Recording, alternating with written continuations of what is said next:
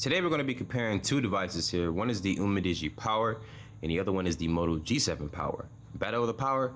Nah, that's a little corny. Stay tuned.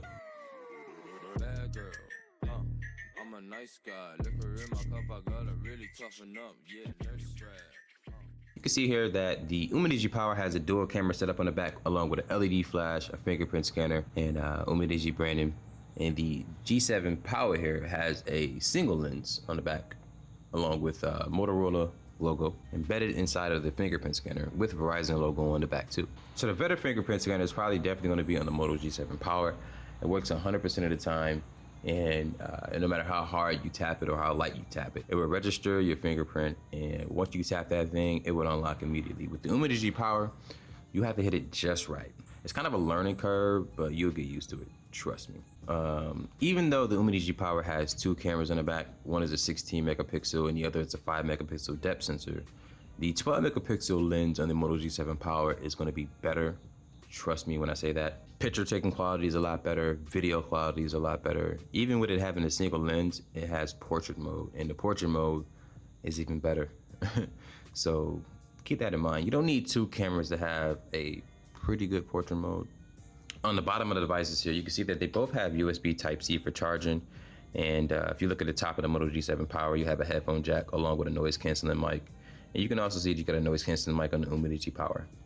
And the headphone jack for that is on the bottom, and there's a loudspeaker. Now with the Moto G7 Power, your loudspeaker is actually located on the top here, and it actually doubles as an earpiece. So one of the things that Motorola has been doing for some years now is putting the loudspeaker on the front of the phone, and it's definitely something that I always love, and I hope that they keep doing it. And it would be awesome if eventually they take a speaker, keep it up here, and put one on the bottom.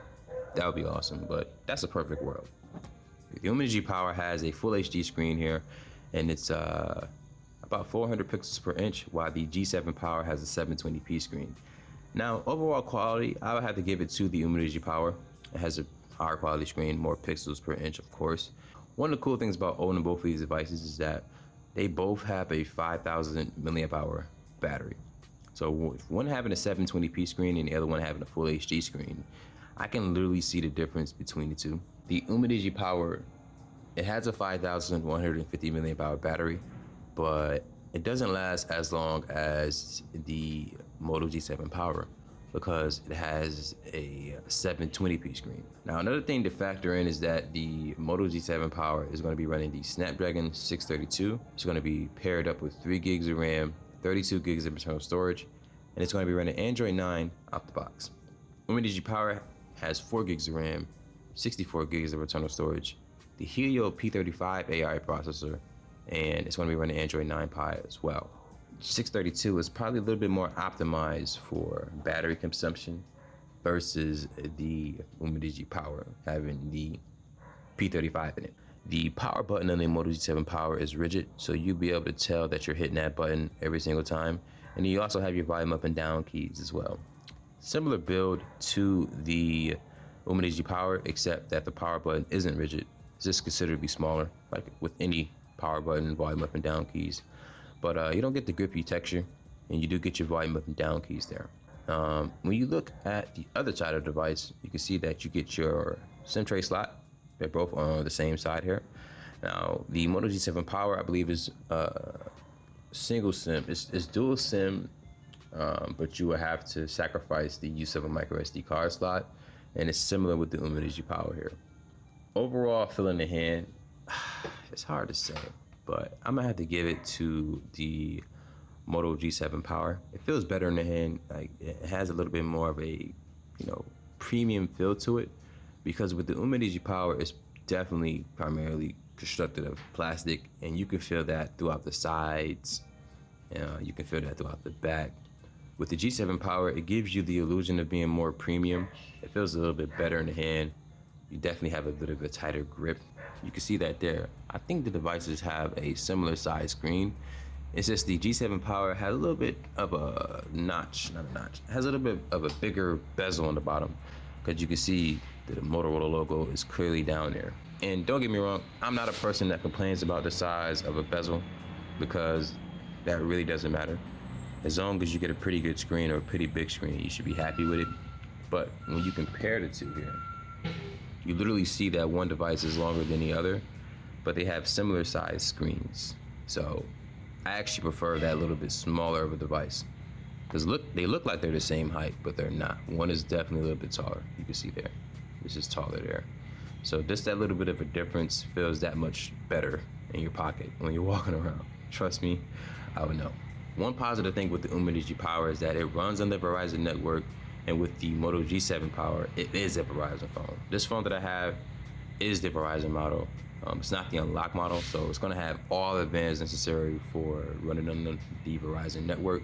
But also keep in mind that Motorola has always made their phones compatible with every single carrier in the US. So it will be compatible with Sprint, Verizon, AT&T, T-Mobile, any company that you have. You can probably throw your SIM card in the Moto G7 Power and get up and running. When it comes to quick charging on each device, the Motorola comes with turbo charging in the box, and I believe that's a 15-watt charger. And I think that's the maximum capability for this phone here. But the Umidigi Power has 18 watts fast charging, so you can actually charge it a little bit faster. If you're in the market looking at these two phones here, the G7 Power is going to be a little bit more expensive than the Umidigi Power. And you know what? Let me take that back. It's going to be considerably more expensive. You can get the G7 Power unlocked right now for about 220 bucks. And you can get it for a little bit less at Best Buy if you decide to activate it with the new carrier. But I would recommend that. Go ahead and get it unlocked. It's still pretty inexpensive when it comes to buying an unlocked phone. And you got to factor in that you can use it on any carrier in the United States. That's a positive. With the Umidigi Power, it works on any GSM carrier for sure. And it's compatible with Verizon. One thing you got to consider, it can work on Verizon. It's not designed to work on Verizon. So you may have some type of issues with using it on Verizon depending on where you are. Because rural areas might be a little sketchy. In metro areas, that's where it works for sure. Video taking quality, picture taking quality is definitely going to go to the Moto G7 Power. And I forgot to mention that the 16 megapixel sensor on the front of the Umidigi Power, although it's a higher resolution, is not better than the 8 megapixel sensor on the Moto G7 Power. G7 Power can shoot videos in 4K, 1080p 60 frames per second, while the max resolution for the Umidigi Power is Full HD. When you consider how much the Moto G7 Power costs versus the Umidigi Power, you got to factor in a lot. You get a better camera, you get a better battery life, you get a better build quality in my opinion, a better fingerprint scanner.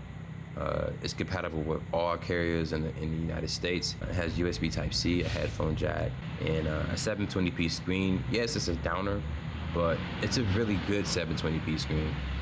And you can get that right now unlocked for retail about 220 bucks. And with the Umidigi Power, you get a 5,150 mAh battery, 18 watt fast charge, dual cameras in the back.